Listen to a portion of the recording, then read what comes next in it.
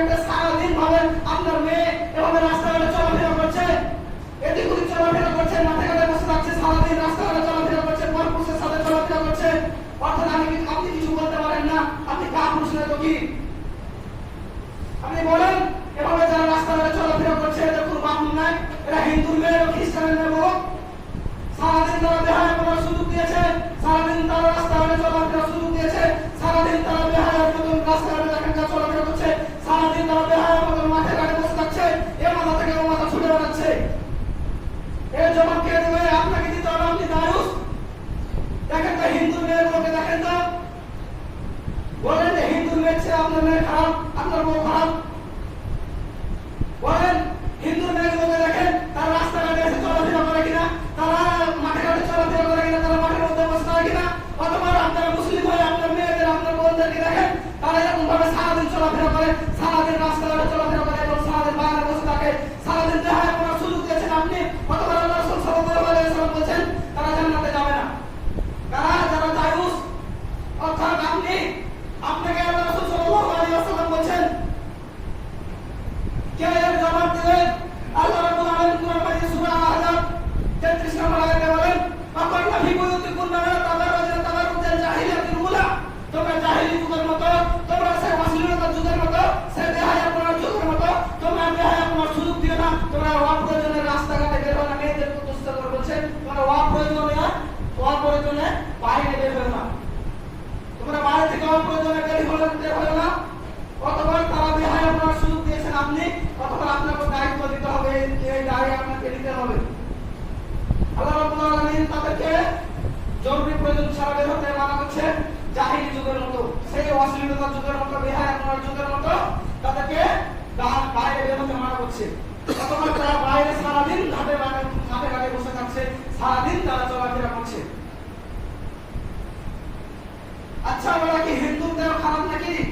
যে হিন্দুগুলো আপনার মাঠে ঘাটে বসতে লজ্জা করে, তারাকে তো কোনোদিন দেখতে হয় না যে মাঠে ঘাটে বসে আছে সারাদিন? অথবা আপনাদের মেয়েগুলো সারাদিন তারা মাঠে ঘাটে বসে থাকছে, আপনাদের স্বামী, আপনাদের স্ত্রী, আপনাদের বোন, আপনাদের মা এরকম ভাবে কেন বসে থাকবে? আপনাদেরকে দায়িত্ব নিতে হবে না? কে দায়িত্ব নেবে? আপনারা যদি দায়িত্ব না নেন,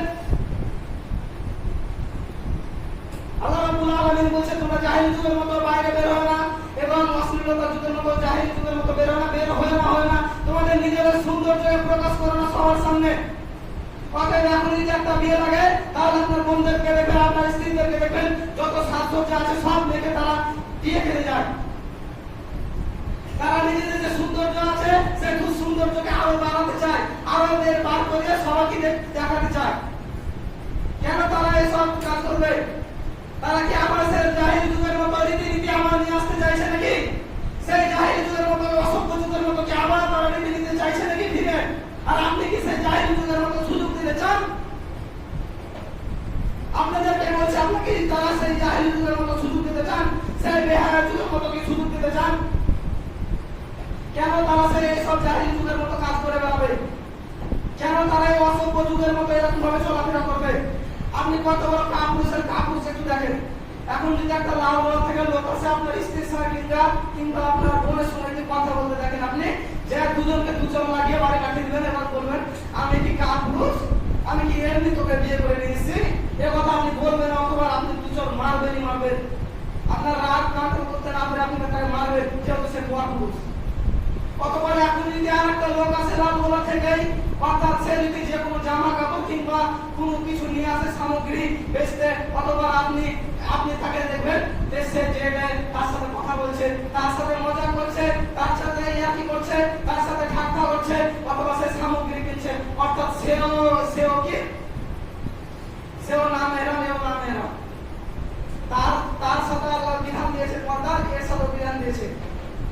অথবা তার সাথে তাকে সেরকম প্রথম এলো তাকে আপনি মারলেন, অথবা যখন দ্বিতীয়বার এলো সে অন্য কিছু সামগ্রী নিয়ে তার জন্য আপনি তার কিছু বললেন না। আপনি কত বড় কাপুরুষের কাপুরুষ আপনি লক্ষ্য করে দিয়েছেন।